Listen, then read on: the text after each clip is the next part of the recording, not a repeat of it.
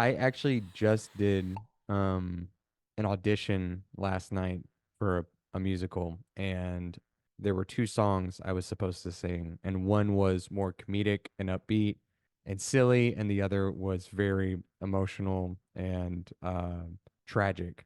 And for me, the emotional tragic one came a lot easier actually, and the upbeat happy one uh was kind of weird and took a lot more preparation for me. So leading up to this audition, I probably spent 70% of my time on the comedic, more upbeat one, and 30% of my time on the emotional one, but I still did way better on the emotional one. It just kind of, goes with what you were saying earlier as far as like different things will come more naturally to people. But both of them still take a lot of effort regardless. And it's a volume game. Like regardless of how natural it comes to you, the more volume you put in, the more you're going to get out of the performance. Just because it came natural to me, if I didn't put that 30% in, it would have been terrible anyway. You know what I mean? You still have to prepare regardless of whether it comes natural to you or not. So Hey, how was that audition? it was pretty okay. We had the two songs, but they ran short on time, so they only had me do one, and so I chose the emotional one, and that was pretty funny. And I might restart the meeting to make it easier because we've only got 4 minutes left. Yeah, I'll kind of like present it, and then we can like redo a new meeting and pick up from there. Cool. So, um, basically, I did the audition. It went relatively well. There was a lot in reflecting about it afterwards. I realized that I can improve on for next time. This thing where I basically called it like thinking your audition is about singing as opposed to acting, right? I pretty much over-indexed on spending a ton of time focusing on technique, trying to be professional, and I kind of didn't pay very much attention at all to just acting, like just being the character and like getting in that headspace. And there were times where it really came out while I was practicing where I really felt it, but it wasn't consistent. So when I went to go do the audition, the actual notes and the tone and everything was pretty consistent because that's what I really worked on a lot. The performance was pretty wooden, honestly, and I realized that that's the mistake I made. And I've seen it happen so many times. It's so silly that I made this mistake where someone who doesn't hit all the right notes or doesn't really sound perfect, but they give an amazing performance, more often than not, is the one that's going to get the part because at the end of the day, we're still telling stories, right? So, I'd love to just get any thoughts you have on that. Focusing too much on the singing versus portraying the character. I agree with that. I agree that most of the time, with a good director or a good musical director, you can train the person to get their tone down, hit the right notes. It might not be the best, but I think it is far, far harder to train in like the show running amount of time someone to play the character well. Yep, that's a great point. Now, not everyone thinks that way, and it depends on the musical a lot. I mean, some musicals, I mean, the lead has some tough songs. Like, first one that comes to mind is like Newsies, like the lead in that he has some harder songs that would be harder to train someone that maybe doesn't have a ton of musical experience, but also kind of an easy to play character in my opinion. Yeah. It heavily depends on what the director wants and like their vision for the show. But if I was doing a show and I had to cast a excellent actor that was a okay singer or an excellent singer that was an okay actor, I would definitely do the first one. Yeah. And I would as well. Especially if it's like a really good story. I mean, if it's like a kind of a dorky early Broadway kind of musical where you kind of go for the music, yeah. And I mean, no actor is gonna make that script great. Like, I don't know, Andy Get Your Gun or something. Exactly. But no, I think most of the time, you need a stronger actor just because of the length that you're doing a show. it's usually just a few months. I think it's hard to bring out like a really good performance in someone that doesn't have that experience than it is to bring out they can sing this, they can hit the notes right and it sounds pretty all right. Yeah. I'm not saying a bad singer, but an okay singer. Hmm. Um, and I've definitely made a lot of audition mistakes myself that were similar. Last year when I was in a musical, it had been a while since I was in a musical. I think about 3 years actually, now I think about it. And I was super nervous to, like, audition, and I made, like, one of the biggest auditioning mistakes ever. I kept I was, like, involving the crew, like, the people that were watching me audition. I was, like, Uh-huh. singing to them or gesturing to them or making eye contact with them. And you're not supposed to do that. You're supposed to not involve them at all. And I just did that because I was super nervous and I was just like, but how did it feel doing a musical audition for the first time in a while? You did a lot of prep work for it. Yeah, I did a ton of prep work, and I think like the mistake I made was I think mostly just rooted in kind of insecurity, like around my voice to start with, right? So Yeah. I think I was super insecure about that, and I just over-indexed and zeroed in on that and got it to like, a good level, but I just totally neglected like the one thing that I do have a lot of experience in and that I'm more confident in. Maybe that's why I neglected it because like, oh yeah, I know how to do that, and I just never gave it actual attention, even though it still takes a lot of effort to figure out how to, give a good performance, and it takes time being with the character to figure that out. Yeah. But I just didn't do that. And I didn't really realize I didn't give that adequate time until afterwards when I was, reflecting on, just how weird and basic the performance was. Something really funny that happened is I, the first time I sang the song, I had my eyes closed the entire time. I was like singing it and like, doing, like in the moment or whatever, but they asked me to do it again and they're like, but with my eyes open. And so that was pretty funny. But I actually really, really appreciated that they just asked me to do it again at all. So I thanked them for that. Post audition clarity is insane. Yeah. Just get back in your car being like, man, what the hell was that? You know? Yeah. Well, Um, I had it because that's where I realized it. I was like, that wasn't, it wasn't as big as I was like making it in my head. And like, it never is. what I know, I yeah, said it it never never is. is. I think the clarity I got was like, damn, what was it? It's something like that really wasn't a big deal, and it was painfully obvious the stuff I didn't work on. Like that's what became clear to me is like when I got in the car. Did you have a live like piano player, or Yeah, is it you did? yeah, So I that was a last year's my first time auditioning with that. yeah, I always auditioned just with a track. Um, and I was like super thinking about that. I was like, I'm not gonna like I'm gonna mess up his timing. He's gonna mess up my timing. It's gonna be weird. He's gonna like play it in a key I'm not used to, and it's gonna yeah. completely throw me off. But I handed my sheet to the guy, and he was like, okay. And I was like, do you know this song? And he was like, yeah. And I was like, okay. And he's like doing like he like did like the intro. It was really crazy. I was like, oh man, this guy knows what he's doing. Uh-huh. And then I was like, okay, I got this down. So I know I've got, I can sing it the way I practiced it. And then I was like, oh man, I got to interact with someone. And so that's when I made that mistake. And then I feel like during the audition, we did a reading. And I feel like I didn't get to see it before. It was a cold reading. And I feel like I did pretty well. But that's what I was thinking a lot about on the drive home was kind of the character as well, because I think we're the same. We're both just like, oh my gosh, are we gonna get the song right? Um, and then when I went to callbacks, I felt like I had to make up for the way I played it at auditions. And so I mean, I did probably the same reading about 3 times. And at callbacks, I mean, I still got the part, but looking back, I would have just done it consistently, but I read it 3 different ways. Oh, wow. And I was like, man, like after callbacks, I was like, that was not the way to do that. I should have just because now like the director could have been like, I don't know, this guy's gonna play it. He gave me a total of 4 different ways that he's gonna play this character, and I think that could work. I mean, if you were trying to show off your range, but the character I was auditioning for had no range. It's just the same. It really wasn't even that complicated. But that was one thing I was thinking about a lot. I was like, oh my God, I should have just trusted like my gut and not question what I was doing. I still got the part.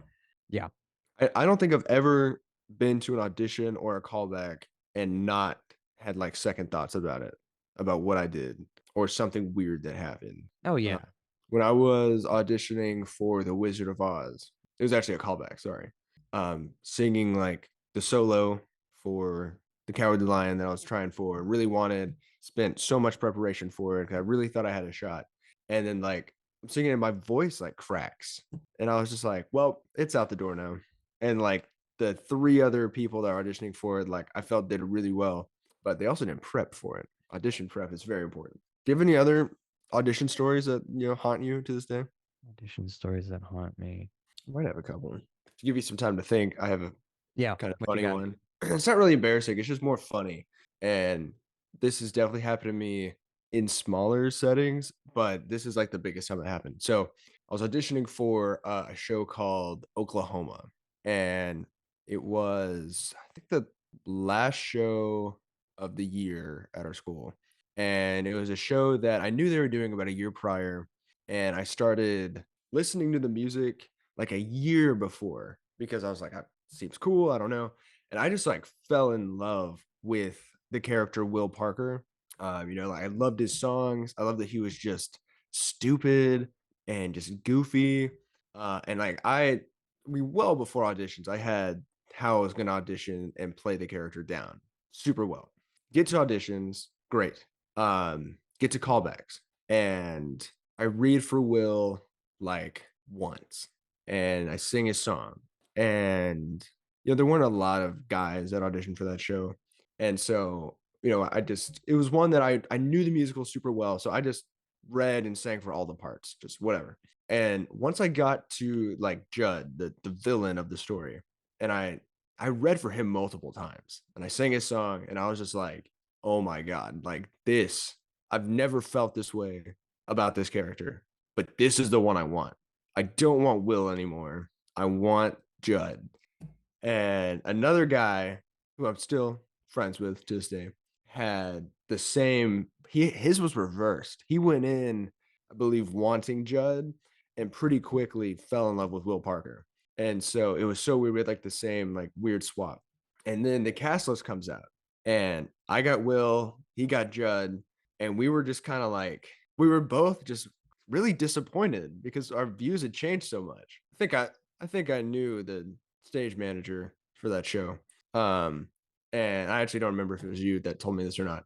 But like the day the cast list came out, it got changed, and we were originally cast as Judd and Will. I was Judd, he was Will. And then there's some reason they decided to change it. And like, we were both mad. And so we had to, throughout the course of the show, we both had to learn to like love the characters that we got again. And we did. Still would love to play Judd if that came up in my lifetime. But it's so that was just weird. That was a very weird emotional character journey I had with a show. Really wanting a part Yeah. for so long. One day everything changes, and then it takes me, a couple weeks to fall back in love with that character. That's fascinating. That kind of goes into like one of the mistakes I had in the ebook, right? Where it's not exactly the same. It's a bit more unique than that, but kind of like the idea of limiting yourself, like getting too fixated on something. Yeah. And not being open to the casting team asking you to do a bunch of different things because basically you may see yourself one way and you have all these limits on yourself, but when someone else is looking at you, and they may see something else in you that you didn't even see, you give it a shot and you end up like knocking something out of the park that you would have taken for granted if you weren't open to their suggestions or whatever, right? Like that's the Yeah. basic idea. I've learned so much just doing what like my directors have just encouraged me to do. I mean, pretty much every show there was like a part I wanted, a certain part. But, kind of where we went to school and other places as well, they always just encourage you to just read for everything. You never know what you're gonna find. And it always seems stupid.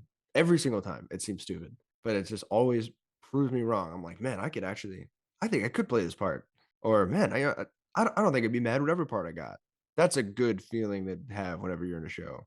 Yeah, that's fascinating. We got to talk about character fatigue at some point, where like halfway through a show you're tired of your character and you how to get Oh through that. yeah. I don't know. And you- I'm sure I've felt that before. Yeah, can you explain that like a little further, like your experience with it? Because I'm not Character sure I fatigue? understand. Yeah, I'm not sure I understand. Oh my God. So whenever this is what happens to me, specifically, this is not broad. This is me. Will spend a lot of time in the beginning of the production, learning a lot about the character, dissecting each line, dissecting my reactions, whatever. That I think I just, once I've got the stuff down and it's coming up to like tech week or something, I just get kind of bored of my character and I'll start doing that for the other characters. And then I'm like, oh my God, I want to play this part now because I think this would be really funny. And it's not like I think I'd play the part better, but it's just like, man, I want a shot at that too, you know? And then I'm just like, I got to play my stupid character that I've already figured everything out about, which is not always true. But that's usually what happens to me. Yeah. It doesn't Fascinating. usually last long.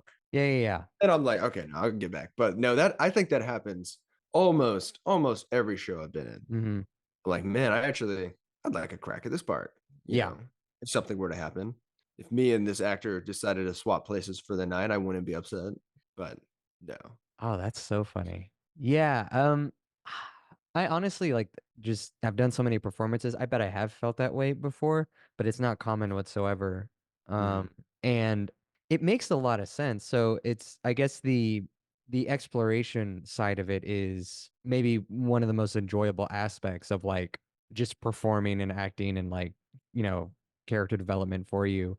And I guess that gets, once you figure it out enough to, know you're giving a solid performance and everyone thinks you are and everyone's excited about it, then, you feel like you reach a ceiling. I guess you like plateau and you're looking for your next thing to like explore, right? Yeah. I, I feel a little stagnant. Yeah, yeah, Um, and then you just gotta change your perspective. yeah. Hmm.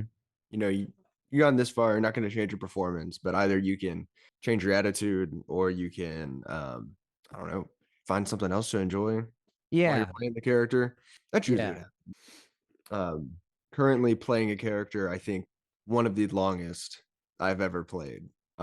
Spanning it'll be about 6 months with this character. Yeah. It's insane. This is actually one show I don't think I'd want to play any other part in.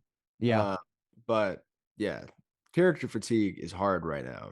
Now, we have been on like a hiatus because of the holidays, but definitely trying to get back into it and find that freshness again. Interesting. Oh yeah. Yeah, I'm really interested in it because like I can't say I can remember a time feeling that. I'm sure it's happened, but I can't remember a time feeling that. And I don't I guess it's like our brains just probably work differently where I feel like I'm always exploring, you know what I mean? And I'm always doing constant little tweaks and changes like whenever I have a character, right? So Yeah. that process, I guess I feel like I'm always doing it almost. Yeah. Hmm. Another thing that hits me really hard. This is just gonna be what affects Nathan in Yeah. live theater. Another thing that hits me hard, not as much lately, but I would say when I was like probably like 16 to 19 or something, was after opening night, just like, I'm good. That was great. I could never, Okay. I'm fine. Totally different. No way. Not, yeah, there's definitely a lot of shows where I was just like, okay, cool. They're like, I have to come back to this again. No, just like that, like release, just like, Uh-huh. and then, oh, it's like I didn't dread the next performance, but it was just like after that bow, go back. I'm like, wow, that was great. I'm good. I'm good. Dude, that is so crazy. I don't get that at all. Multiple people Yeah. like that I've acted with have said the same thing. Like a lot of people think that, but I have never felt that way. I am, I think you just build up to opening night and then it uh-huh. happens. And then you're like, whew, all right, that was good. And then you just get back to it and you do good again. Yeah. But yeah. Fascinating. No, I'm 1000% the opposite way where I just kind of never want to stop. Like obviously I'm human and there would be fatigue at some point. Hmm. Um, but every single show I've done, whether it was one performance or I think the most is like six performances, right? I always want more. Like it's like like closing night. Everyone says is like bittersweet because you want a little more and like, but you also are ready for it to be done. Yeah, It's like it's for always me, bitter. it's like mostly bitter. It's like I'd say Yeah. 90% bitter and 10% sweet. Like there is a little bit of like character fatigue or exhaustion of like doing it so often, but I don't for whatever reason the not well, somewhat the stress. Sometimes there's a lot of, anxiety and stress wrapped up in it, but like Mhm. just I don't know how to describe it. The showing up often to like to perform and continually getting to experiment along the way is Yeah. like, I don't know. I feel like I could do that forever. It's so interesting. It really I mean, it really depends on the show for me. Mhm. Sometimes, especially if like, whenever we used to do shows just like back to back, sometimes I was looking forward to the next one more than the one I was currently in. And it's not like every performance. There's definitely some performances I feel like I could have done for so much longer. Um, but the most performances I've done is 22 in one character. Uh, That talk about just getting to a point where you're just living the part, and I did not have to think about a thing, you know, about performance 12. Yeah, that would I wouldn't do that again for that kind of show. Could easily do that for a show I was more invested in, but that one I just really wasn't super invested in.